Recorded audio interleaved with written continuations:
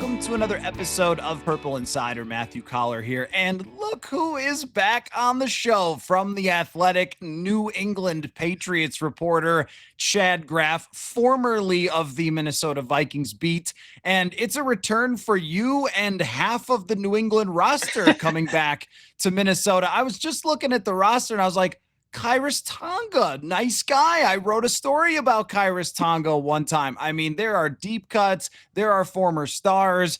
It's going to be a heck of a time when the Patriots come for these joint practices. I want to start with you, Chad, with this. Is it as big of a deal for Mike Vrabel as it is for Kevin O'Connell? Because O'Connell at every single press conference has talked about how much he cares. And I mean, every single one he has brought up these joint practices. I think O'Connell is downright giddy to see his team go up against the Patriots in the practices that matter to him, honestly, more than any of the preseason actions. It's the same way for Vrabel. Not quite. Vrabel's kind of the old school. He's got a little Mike Zimmer to him of like just a nasty, tough football guy. The kind of guy who last week at joint practices when they had the Washington Commanders in town, legitimately, and I know you may have seen headlines about this, those headlines were not exaggerated. He jumped into a skirmish involving offensive and defensive linemen and comes out with this big gash on his cheek that you'll still see in Minnesota because it was that bad of a, gash that he comes away with from jumping in. So he's such a football guy that when you ask him, are joint practices more important? What do you think about the preseason? No, today, like these one-on-one drills are so important behind me. Like this is what matters. And so I wish it were the same way as Kevin O'Connell because I'm as jacked up for these as Kevin O'Connell. Mike Vrabel probably won't admit that even if he feels similarly. Well, I think Vrabel is just jacked up for all football all the time. Now, we do have some precedent, though, in terms of how seriously his squad will take it. When the Vikings practiced against the Tennessee Titans, it was serious football. And that's what I like about covering these joint practices is that they are violent. They are aggressive, except for it takes out the risk. But these guys go out there wanting to show out. And we don't know yet whether Justin Jefferson will practice in the joint practices, but in years past, he has taken it like personally to go show the other team that he's the best wide receiver in the NFL. Fans who get tickets to these really get to see quite a show. And I want to talk about the importance for both teams because for the Vikings, we've seen JJ McCarthy take one series in preseason. We've seen him practice every day against a really great Brian Flores defense, and there have been ups and downs. I think it's been more up than down. But to see him in a real environment versus another team is a very big deal, I think, for O'Connell and the Vikings to know how far they have to go before the start of the season. Are the Patriots viewing it the same way with Drake May? Yes, and what's kind of been fun for me as I, follow your work and still a bunch of Minnesota writers is that there have been so many, mirror moments of, God, the defense looked really good today. And, is this the offense struggling or is the defense just that good? So this is kind of, a chance to see it against a different group. And that to me is where Drake May comes in of, it's all been very elementary for him so far. He's not asked to push the ball downfield, which is kind of a bummer considering how great his arm is. He's in Josh McDaniels' scheme. It's a lot of, remember Wes Welker, Julian Edelman. It's a lot of those over the middle, crossing routes, shorter stuff. So I'm excited. It's all been entry-level classes basically for Drake May to this point. He's about to go against some PhD stuff against Brian Flores. And I just want to see how he handles that. Like he's got the athletic traits. He's big, he's fast, he's strong-armed. But I want to see like the makeup of, hey, Harrison Smith is at the line of scrimmage. And when you look up from your play action, he's going to be 20 yards downfield. Can you handle that? What is that going to be like for you? It has not been perfect for Drake May. I think a lot of people saw, hey, they've got Stephon Diggs and, they've got a real offensive coordinator now in Josh McDaniels. And maybe this is, here he comes, year two leap. He's about to be Jaden Daniels. I haven't seen that quite yet. Doesn't mean it's not going to happen, but it's been smaller steps. It has not been what I think a lot of people here pictured, which is he's going to be out going 14 for 15 every practice, just torching this defense. It has not been that. And so I just want to see what the offense is going to do. Like the Patriots offense has been so boring, so stuck in the mud, the least explosive group, not just, I think they were second least last year. They were at the least explosive group the year before that and the least explosive group the year before that. There's been no juice to this offense. And so it's basically all on Drake May's shoulders. Hey, kid, go do something crazy. Is that, the best way to usher in a new quarterback? Probably not, but the kid might just be talented enough to do it. Here's what I want to do. Since you're a reporter, I'm a reporter. Why don't we ask each other questions? So that was my first question about the Patriots. What do you want to know from me about the Vikings as we go into this? It's a joint podcast, really, as much as it is a joint practice. There you go. So today at practice was surprisingly a decent amount of prep. And it was a little bit weird for me where they've got the offense on one side and it's Drake May running these plays and they've got the scout team defense going against it. And Vrabel had them put on, jerseys, pennies of Vikings players. So there was 0 for Pace and there was 22 for Harrison Smith. And so it was a little bit jarring for me to see Harrison Smith supposedly running around out there. But from afar, I think we've all wondered, outside of Minnesota, do they have enough talent on defense? Can Brian Flores actually cobble together some crazy stuff to make this happen again? Or is the lack of talent and maybe talent on the secondary and at corner actually going to catch up to them? What has it been like so far with the secondary and the defense in general so far practices? No, it's really interesting. I mean, the defense has been dominant, and a lot of that just comes from the front seven. Like Hargrave and Allen are everything that they are cracked up to be. They are in the backfield all the time. And then Jonathan Grenard has been taking over these practices because Christian Darrisaw is still recovering from his ACL injury. And then what we've seen is Dallas Turner, first round draft pick, didn't play a lot last year, really take a step forward this year in his body and his pass rush bag, which has left JJ McCarthy, I think, a little frustrated and KOC a little frustrated at times. Guys, you can't create a pressure every single play. And there has been a lot of tomfoolery with guys coming up, dropping back, giving different looks, which I think it's a copycat league. There will be a lot of people doing the same stuff in the NFL. It's not just going to be Flores like it was last year. But I think that that's made the secondary look pretty darn good, is the fact that all the quarterbacks, when they're throwing, are under pressure. There's also a guy who wears number 18 who has not been practicing, which also helps them look better. At the same time, when Brian Flores makes bets on players, we tend to lean in the Flores direction. So they go out and get Isaiah Rodgers because he's a guy that Flores has liked for a long time. And he's looked really good so far in practice. And even with Jeff Okudah is the classic former top draft pick. We're going to reinvent this guy. We're going to reinvigorate his career. And yet here I am going, maybe I see what you're doing. I see how he fits into this role. That they did that for Shaq Griffin and Stephon Gilmore last year, where those guys played really well in a similar type of situation. And then even losing Cam Bynum, Theo Jackson comes in, he's making plays every day in camp. So I think when those two are tied together, if you took the Vikings secondary and you just put them on the Jaguars, they might not hold up as well. But the fact that they're here with this group, I think that it's going to work because the pressure on them is not going to be as much. But this is going to be a really good test because you have one of the best route runners still in the NFL coming in Stephon Diggs and other people, Mac Hollins and that guy from LSU who was pretty good for a little bit there. Yeah, those guys will really test the secondary.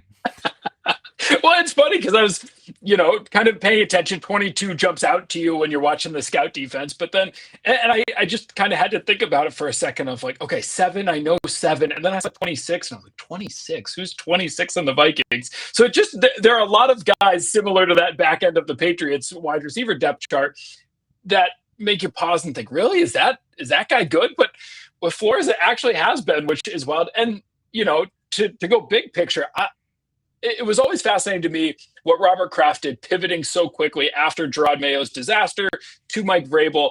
And I always wondered if he was going to bring in Flores, because Kraft is probably one of the more influential owners who, could thumb his nose at the NFL if he wanted and say, this is my guy, we're going to go for him. He didn't. I think that had more to do with his relationship with Vrabel than it did with anything with Flores. But that whole dynamic has been so fascinating to me of if Flores goes and takes this roster of guys on the back end and does what he did last year and has that defense playing like they did, how could you not give this guy another chance at head coach. I know there's obviously issues, things that you need to hear about from him specifically. What are you going to do at quarterback? How are you going to develop that guy? But oh my God, that defense is just crazy. Folks, I know a lot of you out there either own your own business or you are in a management position where you have to hire people, and it can be such a headache. You have to sort through all sorts of resumes of people who aren't qualified, and you end up overlooking some of the best candidates. It's tough, but what is not tough is using ZipRecruiter for your hiring needs. ZipRecruiter finds amazing candidates for you and fast. And right now you could try it for free at ziprecruiter.com/audio. It's just so easy that you have to try it. You can use their smart technology that finds great candidates for you, or you can use the invite to apply button that allows you to reach out to your favorite candidates. There's a lot of ways that you can make ZipRecruiter your best recruiting tool. Ditch the other hiring sites. Let ZipRecruiter find what you're looking for, that needle in a haystack. 4 out of 5 employers who post on ZipRecruiter get a quality candidate within the first day. So try it for free at this exclusive web address, ziprecruiter.com/audio. Again, that is ziprecruiter.com/audio. ZipRecruiter, the smartest way to hire. You could see a scenario where some team would just say, screw it, because even if he is still suing the league, that may get resolved eventually and people can move on. But I think there's probably a franchise out there that has a quarterback that's good, but doesn't have a defense that's any good. And they feel like we're just that one defensive mind away.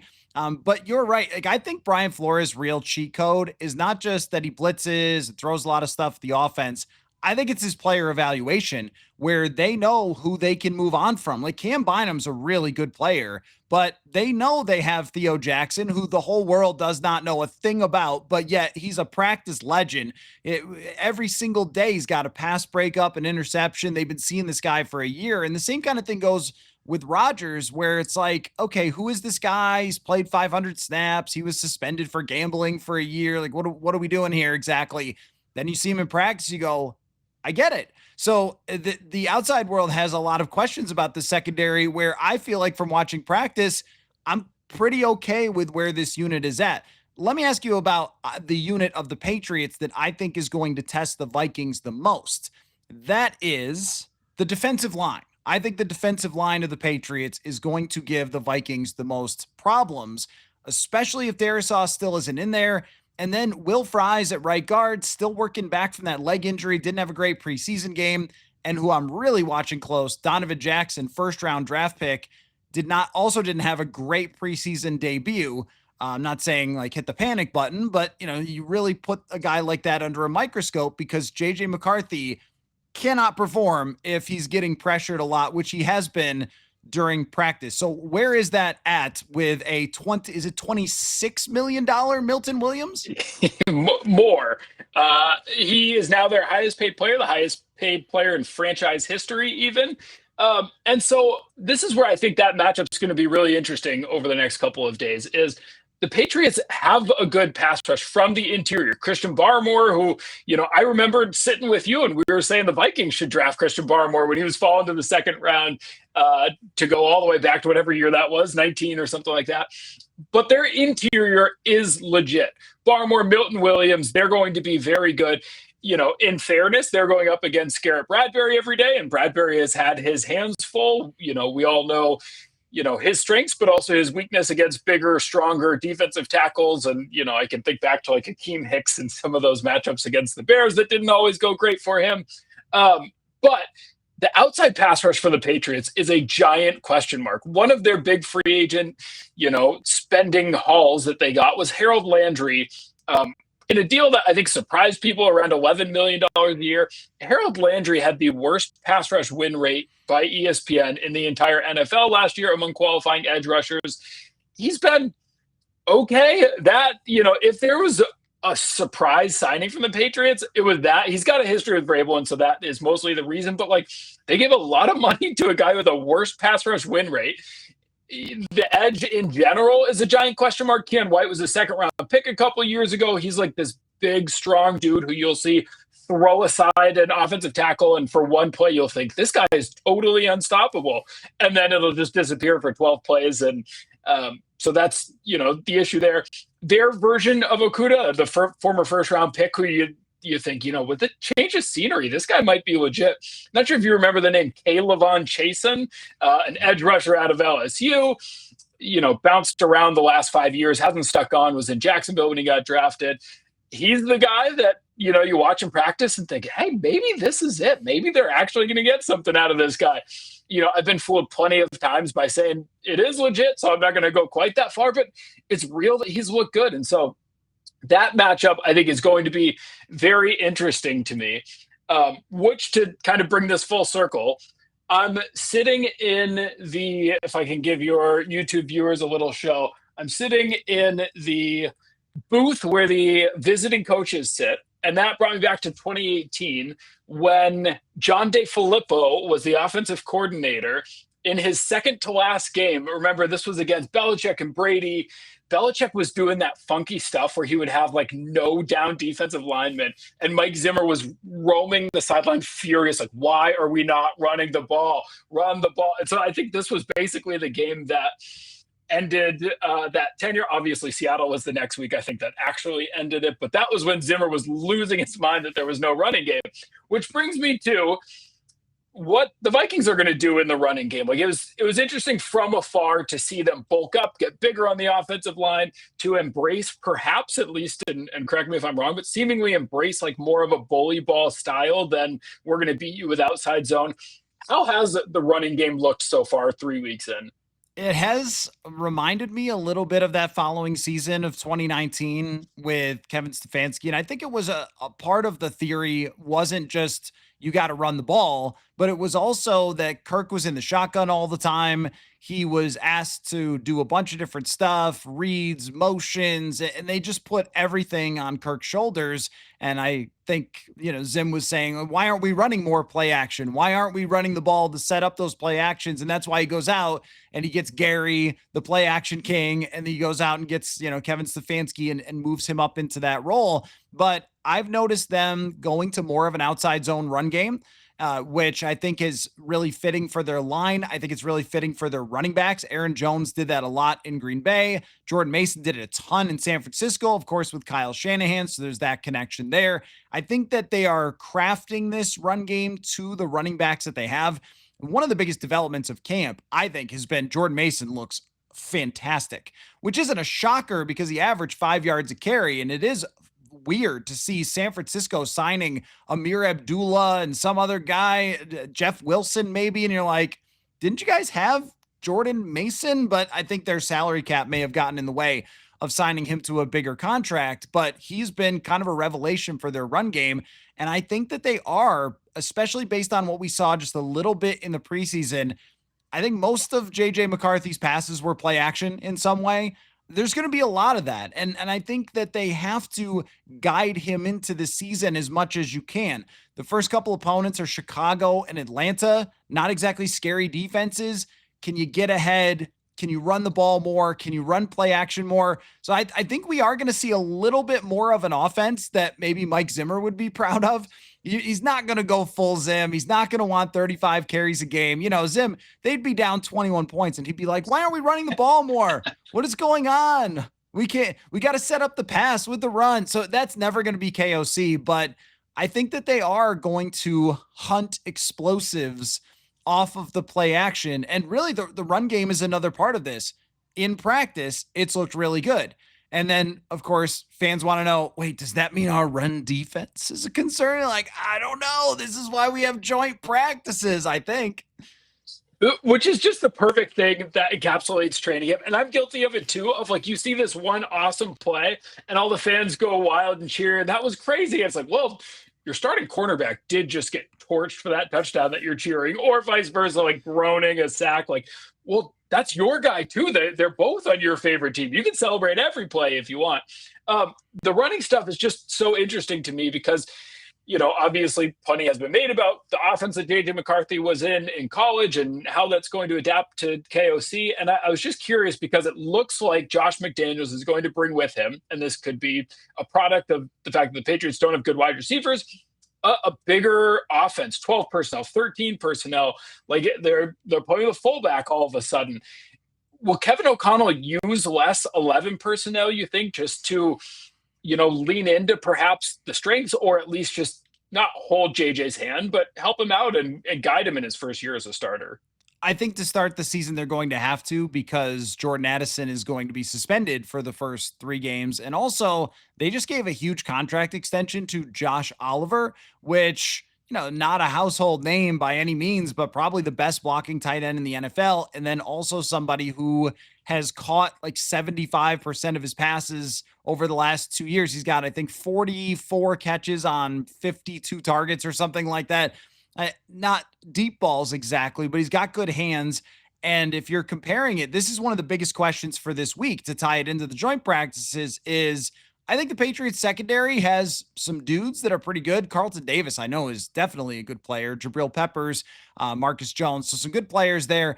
And I guess my question that I have is how Lucky Jackson, who maybe you were here for, I don't know if you were here for Lucky Jackson or not quite yet, because he's been around, it feels like forever. He was an XFL guy.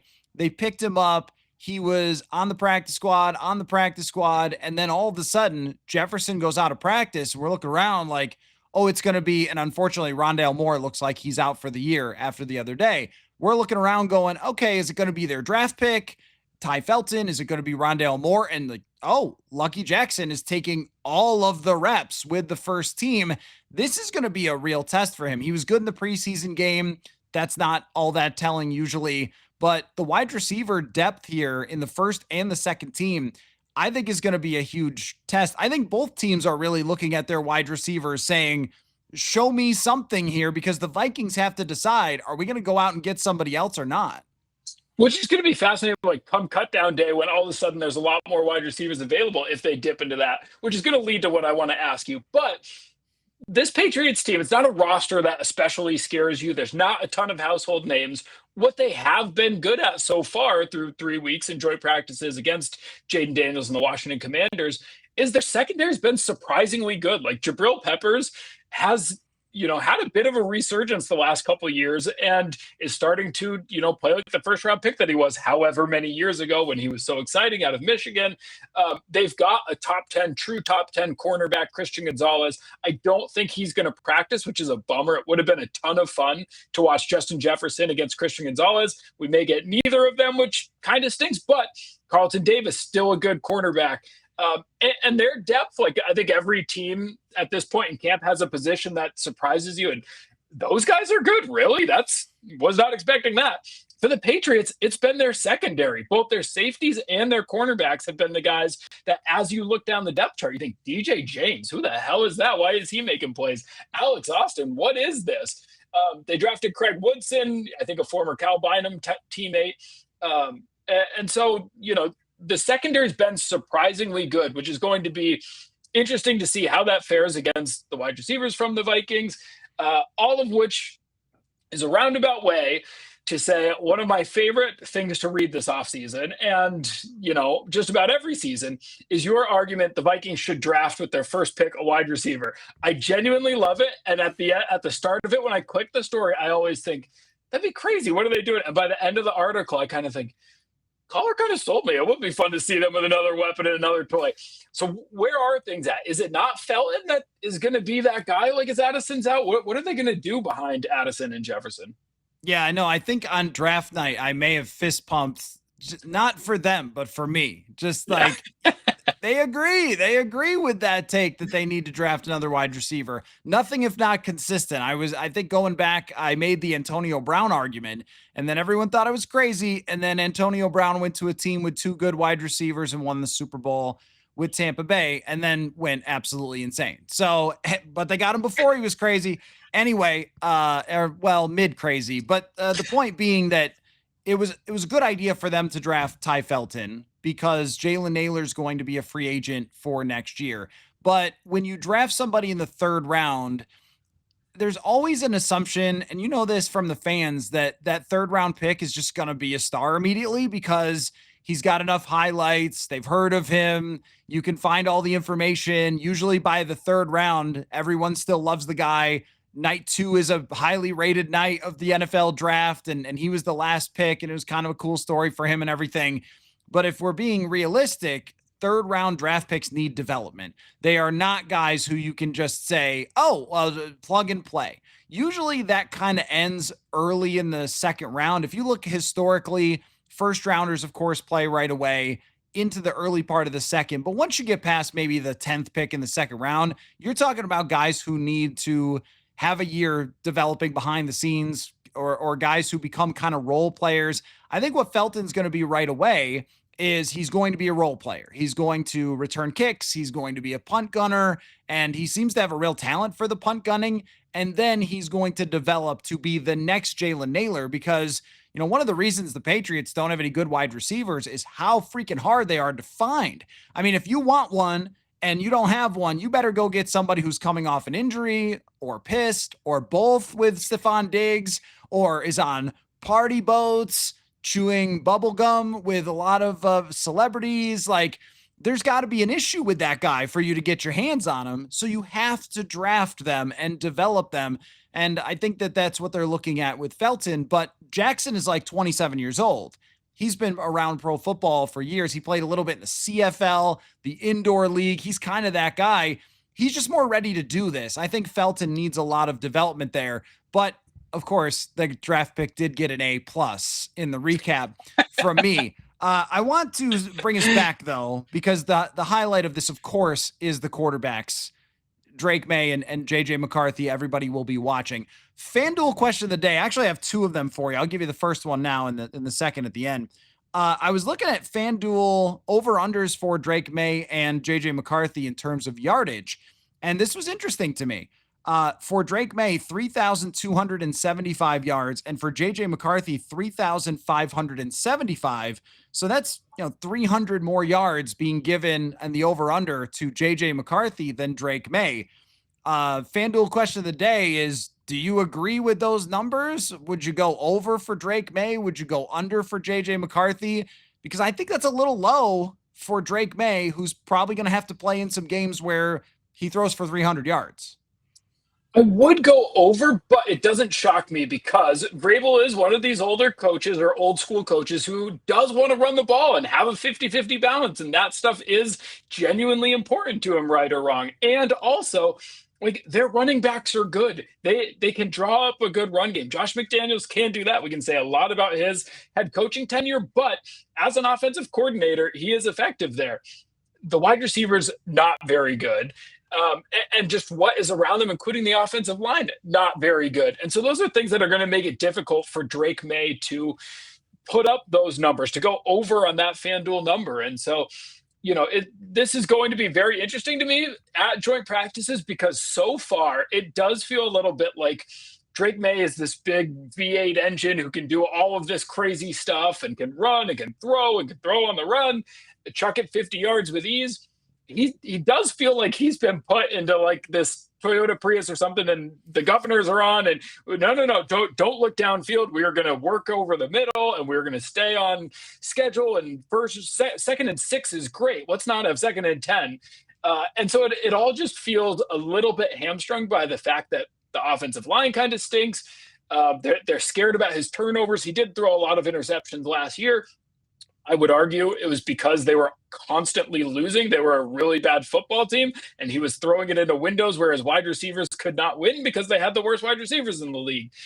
Those things can compound on each other. And so I'm both very high on Drake May long-term, and I also just don't know that he's going to put up 3,500 yards this season. I think that's probably too ambitious. His best wide receiver is Stephon Diggs, turning 31 years old, coming off of an ACL tear last Halloween. This is not a guy with an ACL tear 12 months ago. He's like 9.5 months post-surgery off the ACL tear. And so, yes, he is still a great route runner, and you'll see flashes, that almost a little bit feels like old Stephon, but just so far, the burst isn't quite there, all of which is to be expected for a wide receiver in his 30s coming off of an ACL tear. But the weapons are just so poor around Drake May that I don't know how you can expect that much more. That said, everything with Stephon Diggs fascinates me. I'm going to be very keen to watch him. I want to know what the reception is going to be like for him back in Minnesota. I want to see how he embraces it. Knowing him, he usually runs out there and eggs on the fans a little bit or plays catch with people in the fans. And so I'm excited to see all of that. Where are you at with the Stefon Diggs of it all? We've gotten a half hour into this podcast and barely talked about him, despite all of these Minnesota New England connections. What do you think the reaction's going to be? What do you think about him as a player at this juncture? Like, all of Diggs fascinates me since we were there for his come up and becoming an All-Pro. Well, I know how he competes in the joint practices and just any practice in general. So that's going to be worth watching for the Vikings cornerbacks for sure.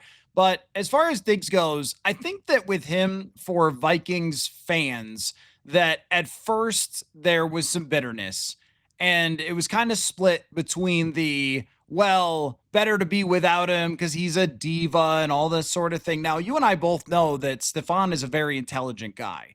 And I think that what Stefon saw was the writing on the wall in Minnesota more than anything. And that's why he wanted to move on, because there was a thought in that locker room of 2019, like, this is really the last chance because a lot of guys are going to leave. There's going to be a rebuilding process.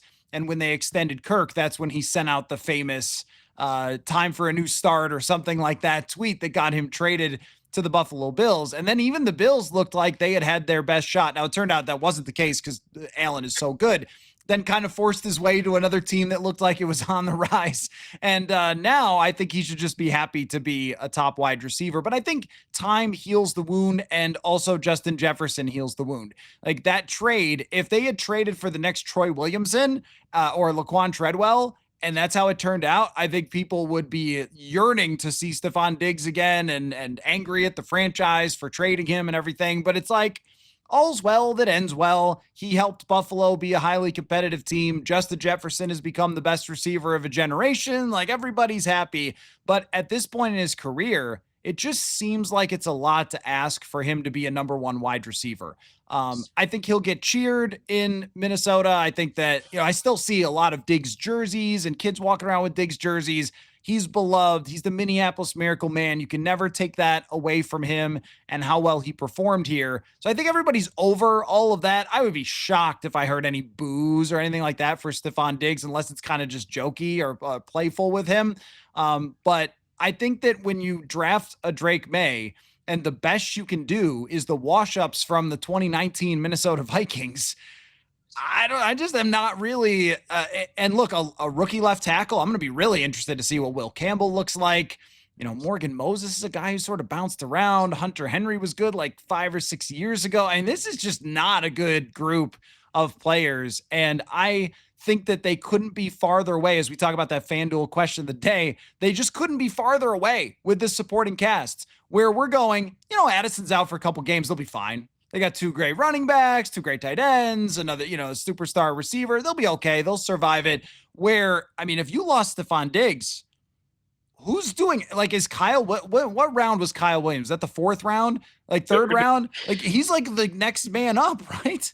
It is crazy. And this is where I think the Vikings are in a much more interesting spot of, at the end of this year, we're going to be, 2 years through that famous, interesting draft class of quarterbacks. Who's going to go where? Drake, Daniels, Caleb, Penix, like all of that.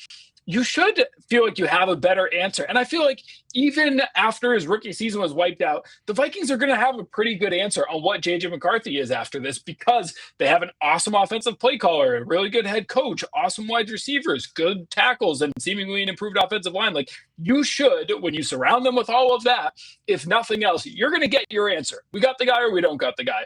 What's hard for the Patriots is that Drake May has all of these raw tools that are so obvious and so fun to watch in 7-on-7, and you can see him move, and he's way more mobile than he gets credit for. The raw tools are there. Is any of it going to translate because of what they have? That's kind of the fear and the worst case scenario for the Patriots, is that maybe you go, win 6 or 7 games this season, and you still don't really know. You kind of think like, yeah, there were a couple of those throws, man. If we could do more of that, we got something with this guy. But then you look at his numbers, and he's got 17 interceptions and 3,000 passing yards and nothing more than that. And you think like, well, at the same time, that's 2 straight years of that. And so that is, I think, where the Patriots are at a big disadvantage in the bit larger picture, is that J.J. McCarthy, you're going to know, maybe even 10 games in, you're going to have a really good sense of this is it or this is not it. Drake May, I think he's awesome. I loved him as a prospect. I don't know. He's going to have to throw to Stephon Diggs legitimately 100 times this season. And this is not Stephon Diggs from 2018. So I don't know what that gets you. Okay, well, what does it get you? Because we were talking about the FanDuel here, and as far as the wins and losses, there's a couple different ways you could go with that. But the over under the close over unders are either 7.5 and or 8.5. Is that where you are with this team? And because I feel like in the national media, and maybe it's just because it's the Patriots, there's a lot of overlooking of all that stuff, and they're like, Patriots are going to be great. I mean, just like, hey, they got Vrabel and they're just like, snap the fingers. They're all of a sudden going to be great. But when we go through this, we go, who's blocking, who's catching, maybe that, maybe he can show some magic and win 7 or 8 games. But I feel like that's probably it. Don't have a ton of respect for the division, though. Maybe that helps. I don't know what their schedule is like. Would you go over under 7.5? I'm at 8 and 9 right now, so I would go over that. I don't think they're going to be a winning football team, but here's where I'm at with the Patriots. The roster is not very good. It's a 5-6 win roster. Just going from Gerard Mayo, which was a total disaster, a name that I think 10 years from now, people will forget that he was a guy who coached the New England Patriots, to Mike Vrabel, like an established culture setting, seemingly good head coach. That gets you a win from what they were at a year ago. And then the other part of this is they have the second easiest schedule in the NFL. If you look at their schedule, you will be blown away by the amount of cupcakes. Every bad team they play this year. And as you mentioned, the division, the Bills are going to be awesome. You can mark down 2 losses against the Bills. But the Jets with Justin Fields, I don't know. That doesn't scare me. The Dolphins seem like a total dumpster fire right now with everybody. That just feels like it's run its course. Like I was kind of high on McDaniel and what he could do in the run game and stuff. That just feels like, all right, we've seen you, Dolphins. Time for you to go do something else. So they have such an easy schedule that I think they'll get to 8 wins, even though this is not an 8-win roster, should not be an 8-win team. The offense should not be able to get to that. They're going to have such an easy schedule that, believe it or not, maybe we'll recap Thursday night and I'll say, nope, I take it back. I take that's 5 wins. The Vikings smoked them. But right now, I do have this Patriots roster as bad as it is getting to 8 wins. Well, it's weird to say, but I think that the joint practices, the teams that the Vikings have had joint practices against, I've had a pretty good sense coming out of it, like how good that team's going to be. Just for example, last year, we went to Cleveland for the Browns for 2 days, and it was some of the worst offense I have ever seen in my life with the Browns trying to practice against Flores defense. And I was like, well, I think the Browns are going to be horrible. And I actually think that the Vikings defense could be really good because there were a lot of questions still last year, and they ended up in the top 5. So I think we will get at least some sense because they are really going to battle in these practices, except for the tackling part. That would be maybe in a Chicago Bears where Ben Johnson's got them tackling each other. How about we finish on this, Chad, because you covered the Vikings for some time in Minnesota. What was your favorite training camp preseason moment while you were covering the Vikings? What comes to mind when I ask you that question? What comes to mind is mostly my stupidity. And I still tell this to people here when we obsess about training camp. And granted, this comes with different circumstances, and I'm sure plenty of people know where I'm going with this. I was adamant that BC Johnson was a better wide receiver than Justin Jefferson coming out of that training camp. And I thought, this BC guy's got something. Justin Jefferson, we're coming off the heels of Laquan Treadwell. Not a bust, but it felt like he's going to take a little bit of time. Now, granted, there were extenuating circumstances. This was COVID. This was no mini camp, no OTAs, no any of that. And so obviously I should have been smart enough to realize, yeah, Justin Jefferson's very first NFL practice is this. Of course, BC Johnson's better than him, but BC Johnson was better than Justin Jefferson for like those 3 weeks. He'll forever have that.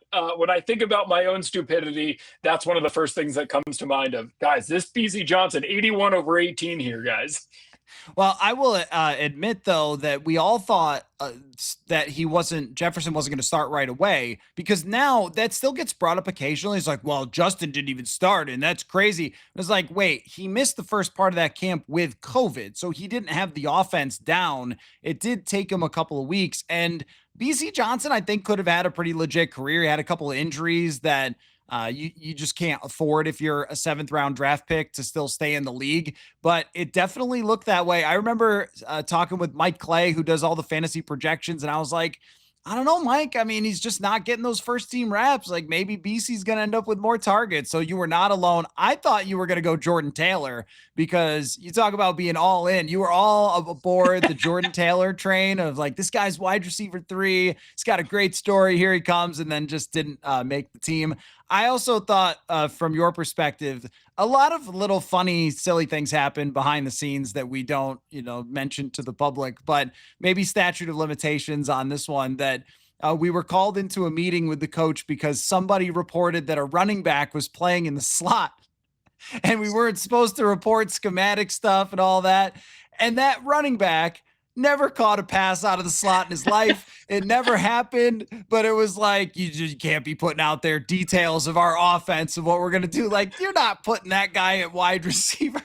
And it was OTAs, if memory serves correct. That's right. It was. Yeah. Like, this is the most does not matter portion of the whole thing. But I think about that all the time, of like, today their 2nd-round pick, Travion Henderson, briefly lined up in the slot. And right away my head went to, I remember something that came of this. And of course, they're not going to, turn proven running backs into wide receivers. But one of many funny moments on that beat and along the way. And man, those were some fun seasons. And some not fun seasons, depending on how you look at it. Yeah, there were some tough seasons that we grinded through. Well, I hope your golf game as well. We're probably not going to have time to get out there on the links while you're here, but I look forward to seeing you back in Minnesota. And I really look forward to see what happens on the field. So thanks for popping into the radio press box there at the Patriots Stadium and having a really John fun DeFilippo's press conference press box, not the radio one. But yeah, super fun. I can't wait to get back to Minnesota. All right. Thank you very much, Chad. We'll see you soon, man. Thank you.